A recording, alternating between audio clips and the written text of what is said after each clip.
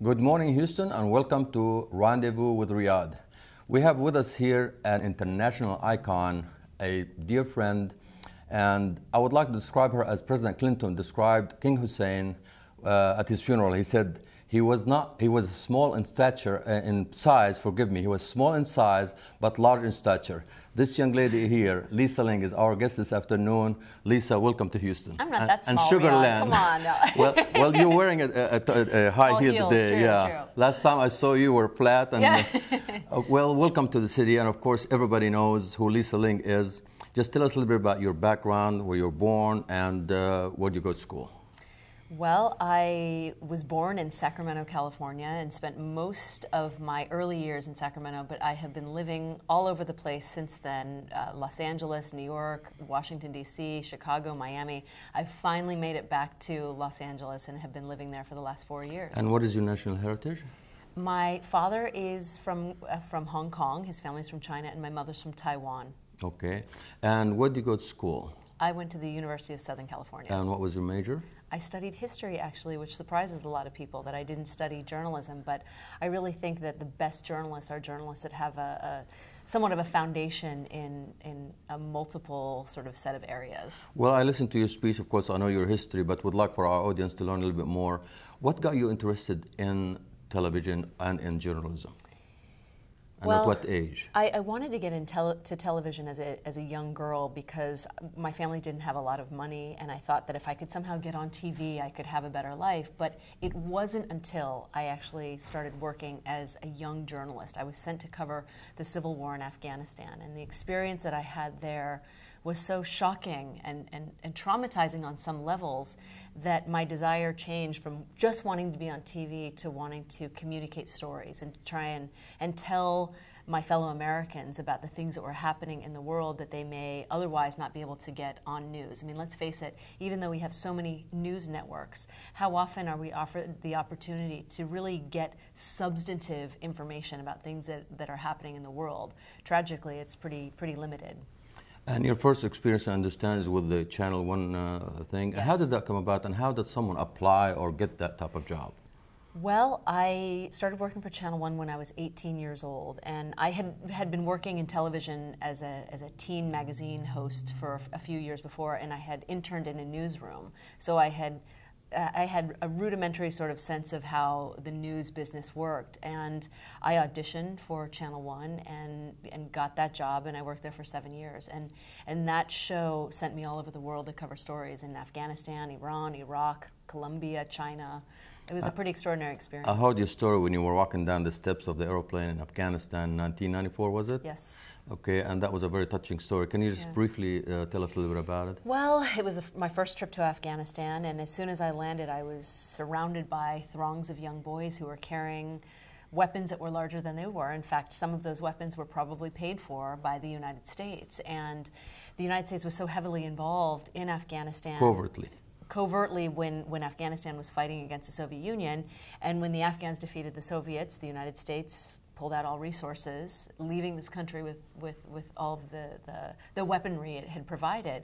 And since then, Afghanistan has been in a complete state of disarray. There's been civil war, a Taliban takeover, and now, as we all know, our country is deeply enmeshed in Afghanistan again, but for an entirely different reason. Sad tragedy. Yeah. And as the late Congressman Charlie Wilson said at the end of the movie, we're going to clean it up for television. He said, we screwed up. Don't you agree? Well, I just couldn't help but think to myself whether we thought about the consequences of arming an entire population that had known nothing but war for a decade.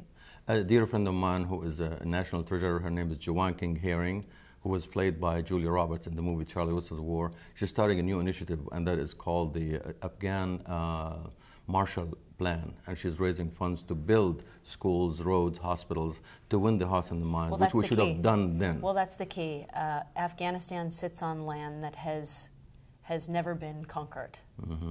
The great powers have tried to conquer this region and been unsuccessful. And I truly do not believe that a military effort alone will allow us to achieve victory in Afghanistan. What may help in the effort is to try and help the people. When I was in Afghanistan in 1997, people came up to me and said, we are afraid of the Taliban. We don't want the Taliban to control us. The Taliban have taken away our freedom. And so it gave me hope that there is a decent-sized population that is not in support of extremists or the Taliban, that actually want outside help, but not in a military sense. They want social programs. They want education.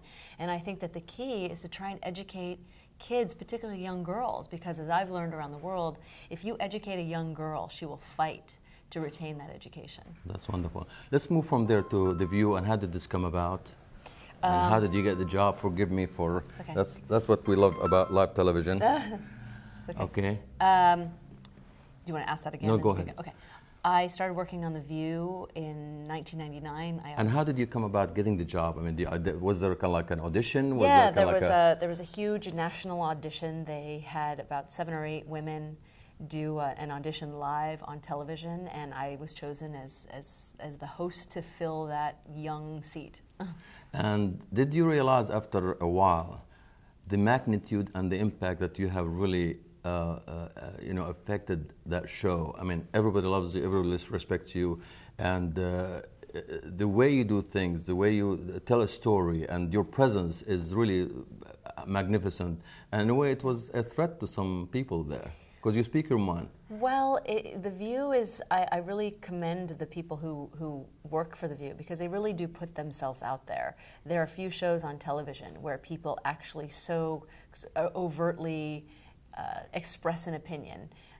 These days, since I was on The View, it's changed a bit. Now we have entire networks that are doing that. But for a group of women to do so in such a blunt way was pretty unprecedented at the time. And women really put themselves out there and wear their hearts and their minds and their thoughts on their sleeve.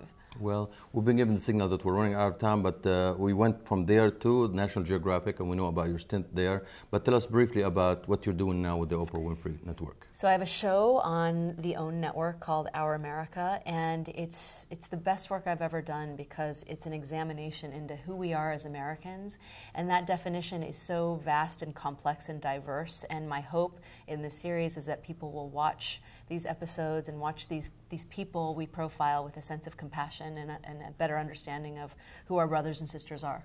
Is it a weekly show? It's a weekly show, and it relaunches October 16th at 9 And now that we're done with that, we have to show people that you are now officially part of Riyad's fan club. Yes, I'm a Riyadh fan. We should show the fan. Thank you. And thank you so much for coming to see us, and I appreciate it. Thank you, Riyadh. Thank you. It's been a pleasure.